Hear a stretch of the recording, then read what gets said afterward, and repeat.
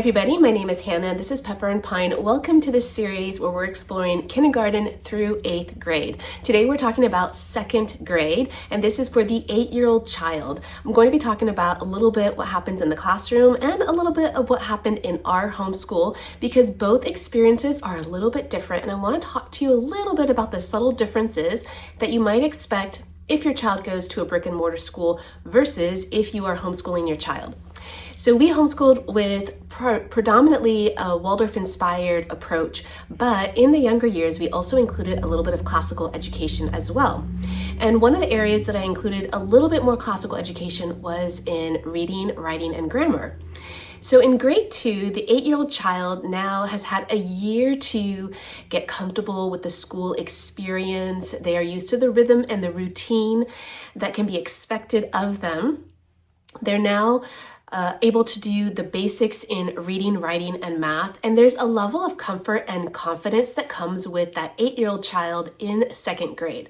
Sometimes I sort of think of it like the sophomore in high school, where that first year they might be a little bit more timid, and now they're settled in and they're feeling pretty confident.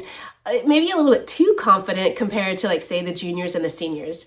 Something that's curious about sophomores as well is that in sports or recreational activities that are a little bit more risky, the most injuries and fatalities tend to happen to the sophomores. And by sophomores, I mean those who have a little bit of experience. They're not novice, they're not new anymore. They have maybe a little bit of practice within that sport or that activity, but they are not experts, and so they don't have the same experience that you might have after months or years or decades of practice within that field. And same goes with these little 2nd graders, where there's a level of confidence that you can see that they've been here before, and now there's like a group of students who are younger than they are. Imagine just being in a school setting where you have like the 1st graders coming in and they feel so big as 8-year-olds, as 2nd graders, they feel so big. Now, in 1st grade, this was the beginning of this formal academic journey.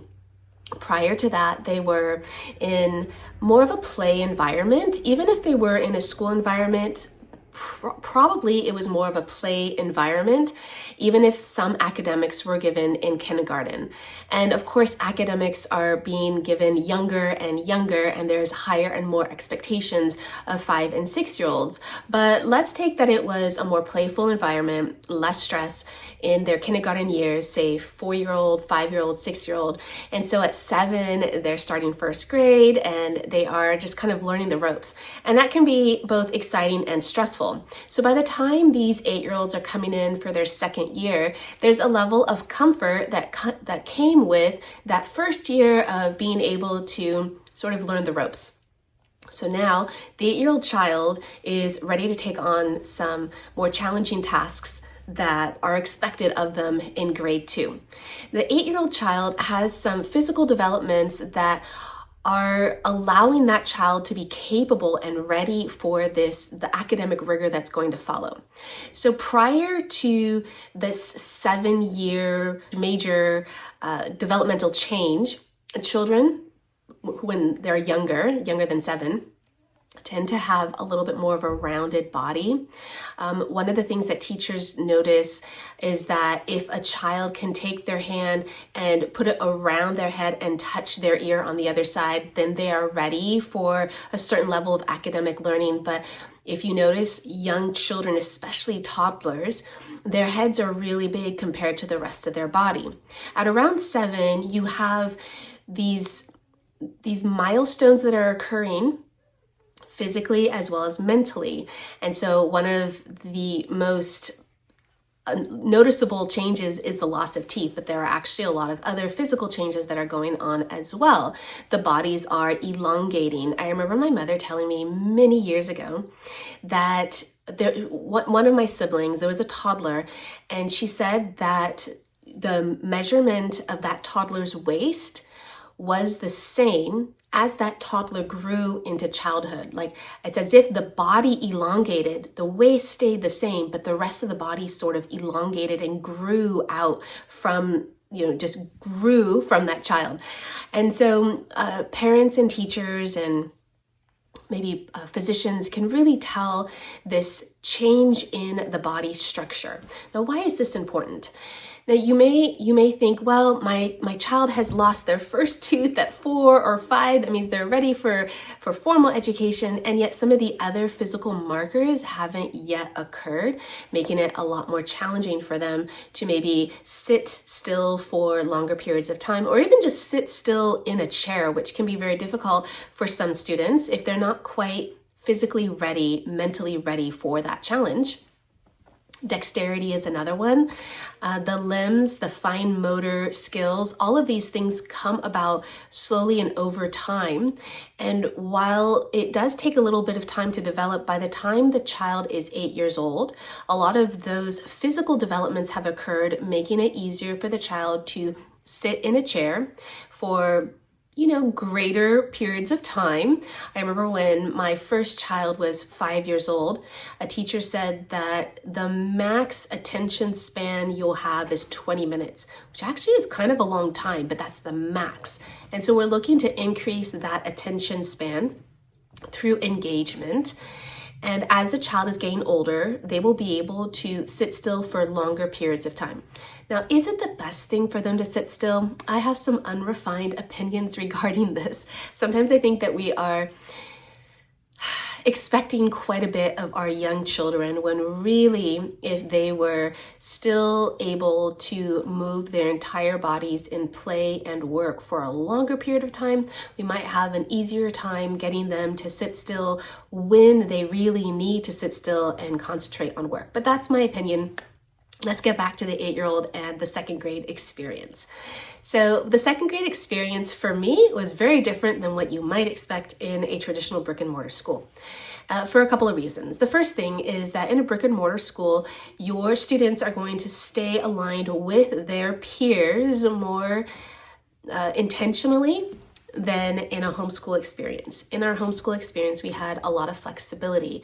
And so when I have 4 children, so when my first 2 children were going through grade 1 and grade 2 and grade 3, we had the opportunity to stick a little bit more closely to those grade levels and the content within those grade levels. As they got older, and for me, primarily the older child would have priority in the education except for grade 1. My grade 1 students always had like special lessons, but for the most part, my attention was put towards the older children first and then towards the younger ones later. And there's actually a lot of benefits for this that I saw within my homeschool experience that I'll share with you really quickly right now, even though that is not the point of the second grade video, but I think that it is significant, especially if I'm saying that I prioritized the older children over the younger children as they grew through the grades. And here's why. The younger children, when I had older children, were participating in the older children's main lesson blocks and not as dedicatedly as the older children were. And so there was always some education going on, but also they were able to participate at their ability level, not one that was more enforced by a parent or a teacher. And so they really could come to it without the stress and without the commitment and without the expectation and really participate beautifully at their ability level, which was such a joy to see and such a benefit because it allowed us to do 1 or 2 main lessons for the day for all the children, and each could participate in their own capacity. Another great thing about focusing on the older children versus the younger children, by older children, I mean by 4th, 5th, 6th, 7th grade, and definitely middle school and high school. Of course, they need a lot of care and attention. And even if you're not sitting with every lesson, you are still overseeing their education. But another really big benefit was that oftentimes the younger children were left to play longer. And I am a huge advocate for play. And I should also preface that this play is not play with computer games, is not play like on an iPad, and it's not, and absolutely if you choose to do those things as part of your entertainment, that's great, but it's not something that we did. We did it sparingly for entertainment, and we never did it for education except on very rare occasions when we might have a documentary, but really I would even count those as entertainment rather than education, even if it had an educational element to it. So by play, I mean open-ended play. And we still will play Monopoly and chess, and those things are closed-ended play because they have a purpose. But for open-ended play, I would support that absolutely. Like, we would clear the schedule. We would not do schoolwork if my kids were doing open-ended play, especially when they were playing together. And my children are about 4 years apart. So you can imagine if they're all playing together and they're 4 years apart, that was a joy to see. So I did prioritize play. Why I think that was really good for them when they were younger is that it taught them a lot of skills, and it allowed them to move their body, to use their imagination, to be creative in their own ways, without, say, an educational element that was imposed on them by either a curriculum or myself. And I find that those experiences really help in the long term, especially post-puberty, when you're really calling on those mental faculties to do abstract thinking, critical thinking, any kind of deep brain work. That time that they had when they were younger in their creative play really exercises the brain for later use. This is not just my opinion, but research shows this as well. But also, if you're observing children, you'll find that they are so committed to their play and they engage in it so well. It just would break my heart to rip them from that and to tear them away and have them do something else. Now, on occasion that needed to happen, and when that needed to happen, I would usually do something that I thought would be somewhat of an invitation. So I wouldn't say, okay, it's time to sit down and do school. I would usually pull out a book that I was reading, or I would do a project that I thought would slowly inspire them back into a space of learning. And by learning, I mean academic, and because they're learning so much in their open-ended play. And this way, we could ease that transition back into something that I wanted them to do.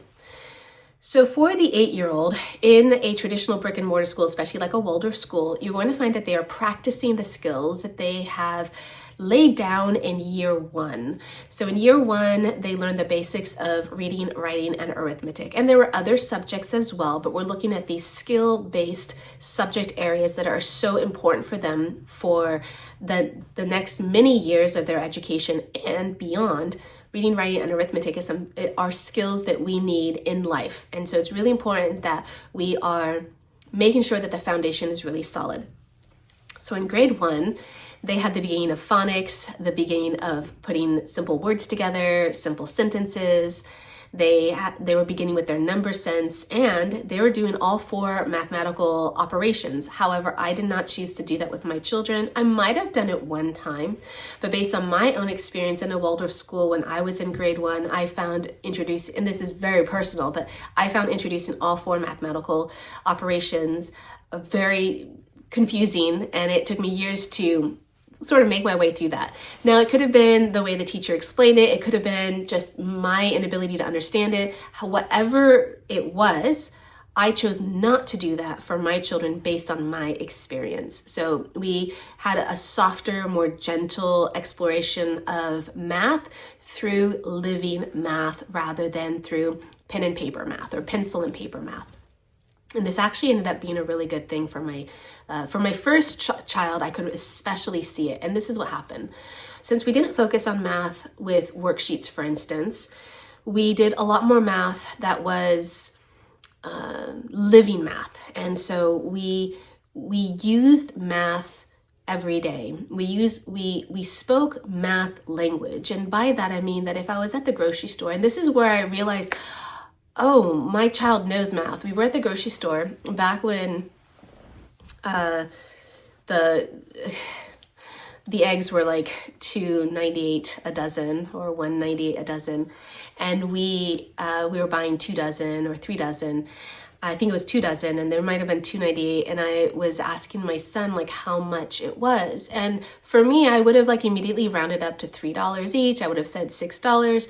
I'm sorry, they must have been $2.99 because he said the answer. He's like, oh, they're $5.98. And I was like, oh, and he was young. So I would say he was maybe 2nd grade, maybe 3rd grade. And that was an indication that he had actually learned a lot more math than I I taught him formally. He knew math because we were living math. We were using math in our conversation. Another thing that I think really helped them with math was playing Monopoly. And playing Monopoly, you need math, you need mental math, you need to do your math quickly. And what's great is you're doing two-digit addition and subtraction very easily because you're paying for that rent, and then you're doing larger math because you're buying property. And so I found that was like this painless way to learn math when my children were younger, especially my first one. Another game that we loved to play was Scrabble, and I think that really helped as well. So these were games that were not part of our curriculum necessarily. They were part of our life that ended up having really amazing educational qualities and benefits. So that 8-year-old child is now having to practice a lot of the things that they have learned the previous year in grade 1. So we've laid down all of these foundational blocks in reading, writing, and arithmetic. And now comes, in my opinion, the more challenging aspect of education, and that's practice, proficiency, and eventually mastery. And it could be because I don't especially like practice and proficiency, and I prefer learning something new, or I prefer the mastery that you can't get the mastery unless you're working through it and practicing. And so that is really a second grade experience, is really that practice and that proficiency, because you've laid down those blocks in grade 1, which I think are kind of enjoyable. When you're learning something new, I think it's enjoyable. At least that has been my experience. And I think for the children too, but it's that practice that kind of gets us. It's that review that kind of gets us. And so I find that second grade is a lot of that review and that practice. So while there may be a few new skills like carrying and borrowing in math, I find that a lot of what we spent second grade doing was practicing. Now, we also didn't have a clear second grade with all of my children. And that's because I like to start grade 1 when they're fully 7 years old, even 7.5, and then sometimes 7.75, which means that second grade year gets absorbed into grade 1 and gets absorbed into grade 3. And so we sometimes skip over grade 2 in a way that it doesn't have as many dedicated main lesson blocks because we're sort of absorbing it into grade 3 and a little bit at the tail end of grade 1 in a way. But what are some of the main lesson blocks you can expect in grade 2? Well, we're going to continue with our main foundational main lesson blocks in reading, writing, and arithmetic. And the way that's going to look for grade 2 is that we're going to continue with building sentences, having the children write their own sentences. They're going to work on their sentence structure, and they're going to start to create larger words and more structured sentences. And so this is going to take up the majority of their language arts work. However, the stories are going to be different this year. So in grade 1, we had stories of the fairy tales. In grade 2, we have stories of the animal fables, as well as saints, which are also in grade 3, or stories of the Native American legends, and maybe some folklore as well. So the stories for the fables are going to make up the language arts main lesson block, and the stories of the Native American legends are going to make up the content for the nature stories and for basically the subject area of science, which in the younger years, science is told through stories, through nature walks, through observation. There isn't any formal science instruction. In fact, there isn't any formal science instruction. There isn't any history science instruction until about grade 5, even grade 6. Grade 5 is a transitional year where you have botany and the ancient civilizations, which is that transition into history and into science. And prior to that, the sciences and the history are more practical.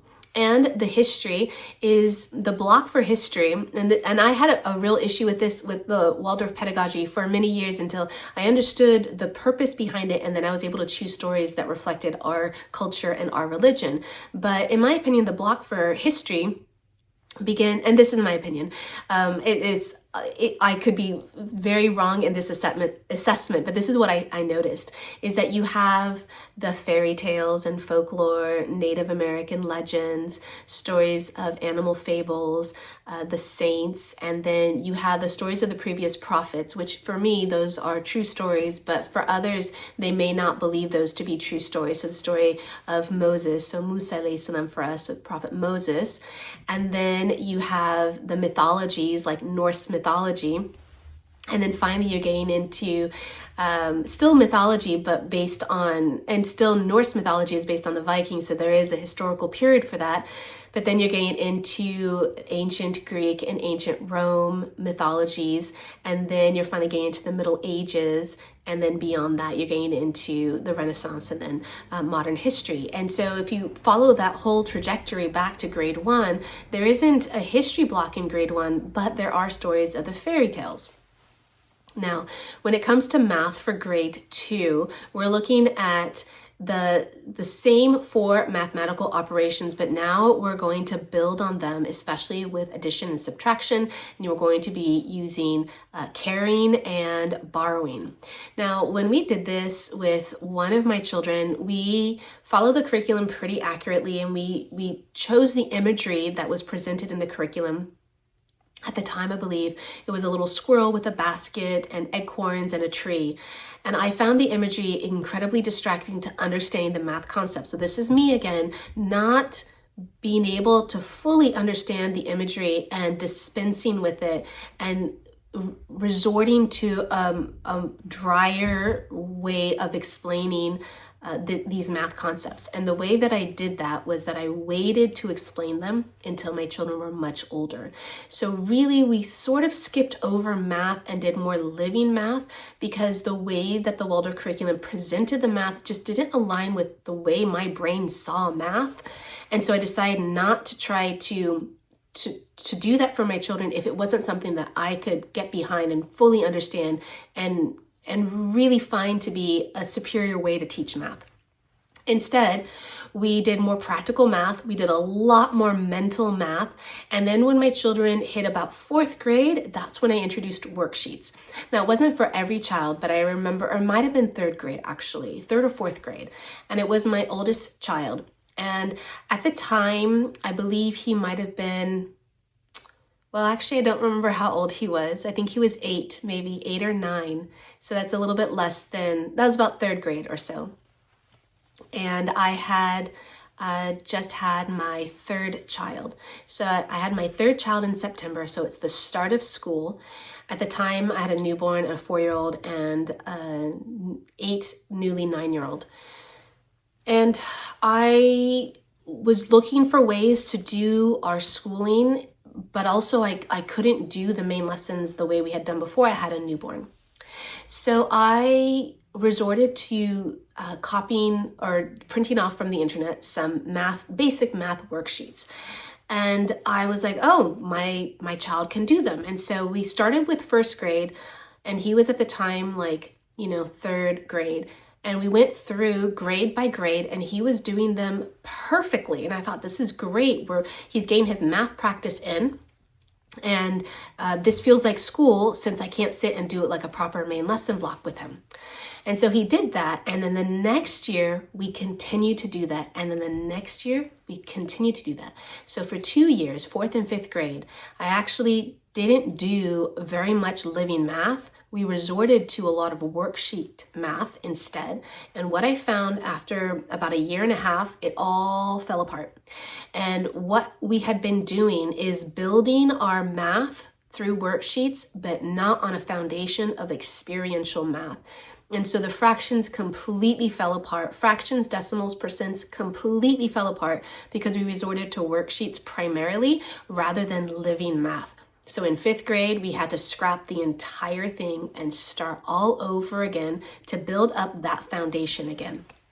So this is a little different than 2nd grade. I apologize for having a bit of a detour in speaking of our experiences, but in the homeschool experience, I feel like these things are going to happen. And it's really important to understand that in some cases, it's going to be a positive thing when you depart from the main lesson block, when you depart from the curriculum and you really listen to your children, wonderful things can happen.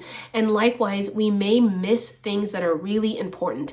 And usually my mode, my value, my opinion is that most things are going to work themselves out. Most things children are going to grow out of. If there is a challenge, most of the time they're going to grow out of it. And while that happened so many times with my children and through our educational experience, when it didn't happen that way, the results were really detrimental, and it required us to go back and really fill in and work on those issues, because some things do require early intervention.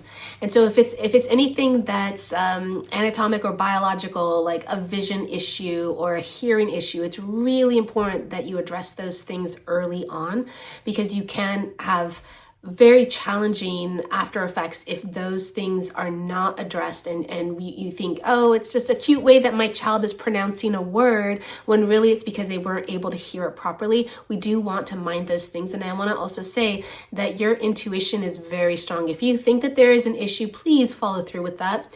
Even if there isn't, you'll feel much better about the situation if you do follow through with it, rather than be told like, no, it's fine, everything will be okay. Like, do follow through with that. And if it turns out to be something that, you were right, you can hopefully address it early. And if it turns out to be nothing, then at least you're not going to regret that you didn't pursue that. If you're told like, oh, it's nothing, and it turns out to be something, it can weigh very heavy on you.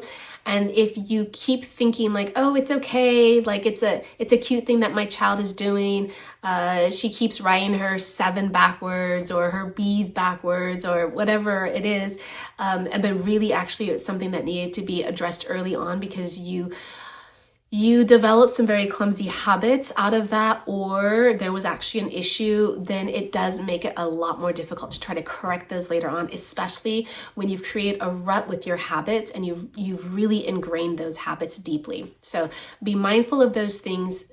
Listen to your gut in a lot of these issues, and also understand that if your child is repeatedly doing something incorrect or really can't understand a concept, they may just be a little bit too young for it, and putting it aside and revisiting it the following year, you might find that they have a much easier time understanding or acquiring that skill, because they're developmentally ready for that.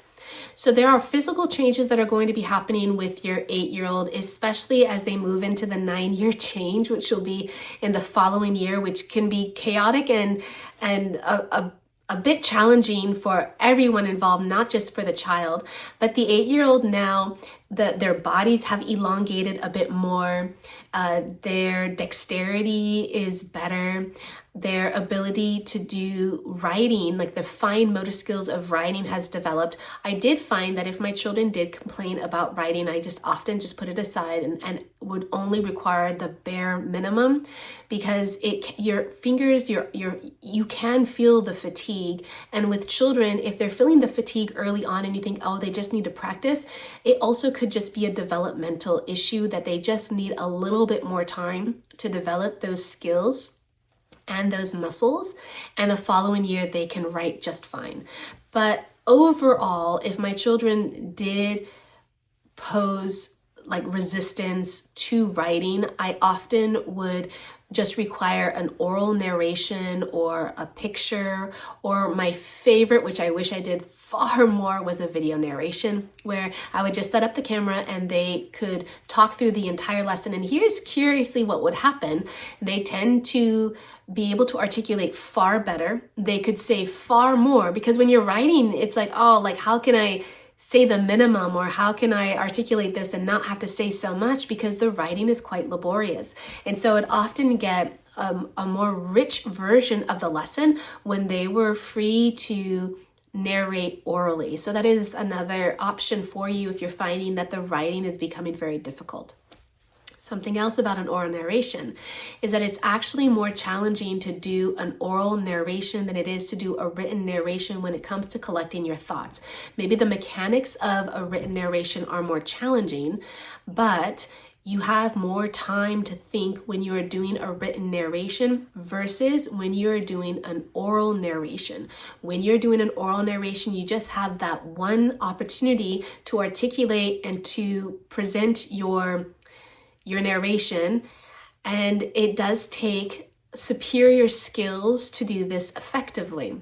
When you're writing, you can have time to reorganize your sentences, erase a word, look up a new word, try to find maybe a different composition that you can really polish it up. And granted, my children rarely wanted to polish up their written narrations. Absolutely, they just wanted to get the assignment done. But think of it as an adult that you have more time to polish up a written narration versus if you are just speaking in the moment. You really have to know your content well and be able to articulate it well.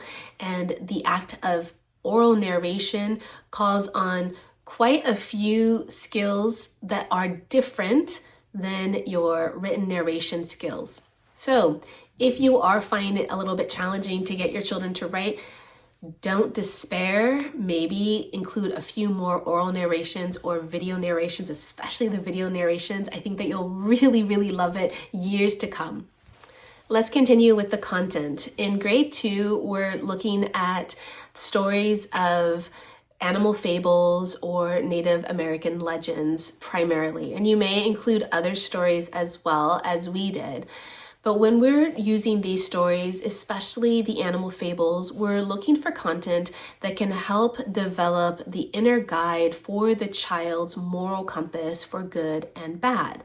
And it's important that the teacher also spends some time going through this because your children are always going to be observing you. And in each stage of development, they observe and will imitate and call out different aspects. So sometimes when children are, say, younger than 7, and they're just purely imitating you, they're imitating maybe the physical aspects of you. Like, for instance, the terms that you use or the manners that you have, they will imitate you, and it gives you an opportunity to be like, oh, I can't believe I said that word, or I can't believe I'm behaving this way, because they are little reflections of you.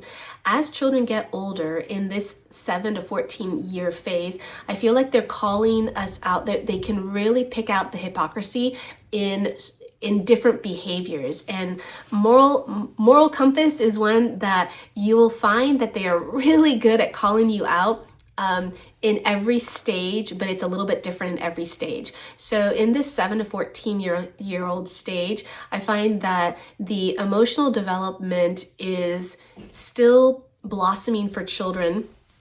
And so it makes it very difficult to, like if there's an outburst, to like say, okay, let's sit down and talk about those feelings. Like they're just not capable of doing that. And yes, a lot of parents choose to really work on those skills when they are young. But from a developmental perspective or a cognitive perspective, it's not really their developmental stage. However, they will certainly call out inconsistencies. Like, suppose you're telling them don't raise your voice, but then you're raising your voice, they will point that out. Or when they are adults and they're pointing out something that is relevant from a cognitive perspective as a young adult, like in the teens will call you out all the time. So here's like a really simple example. You are taking your child to a restaurant, and if they are under a certain age, then they can have a child's menu or child's portion. And if they're older, they won't. Or you're taking them to an amusement park, but they have to be younger than a certain age. Oftentimes, if an adult asks the child, well, how old are you? They are less likely to fib. They're more likely to tell the truth, which is a very strong, good indication of their moral compass. Whereas the adults might be like, well, just tell them this, or just say this, or in order to get what they want. But usually children are good, especially if they're asked directly by another adult, they're really good about telling the truth, which is a very beautiful thing that children, in my opinion, are created with a strong moral compass to begin with, and sometimes it's the environment that starts to shape those things that are maybe not as favorable. So the content of the stories for grade 2, for the 8-year-old child, those animal fables where you have these really strong stories that have a moral to the story. These are stories that are going to help that child establish a strong moral compass. Aside from the stories, you do want an environment that can help support that strong moral compass for them. And each family will have a unique approach to this, and so will a school system. But it's really important that we work on developing that, even though, in my opinion, a lot of that is already like pre-programmed into the nature of the human being. But we can educate that out, unfortunately. So when it comes to the animal fables, we want to, in grade 2, according to the Waldorf pedagogy, we want to avoid actually giving the moral of the story. We want to leave that part empty at the end, or rather we want to avoid that last sentence where it's like, and the moral of the story is such and such. We want to leave that open-ended so that the child can recall that story, live that story, really embody what the moral of the story is, and really importantly, that story remains living for that child if you don't explicitly say what the moral of the story is. Children are very good about actually finding the correct moral of the story. And correct and morals are all subjective, but there are a few that are universally agreed upon. But for the most part, a lot of these morals will be subjective.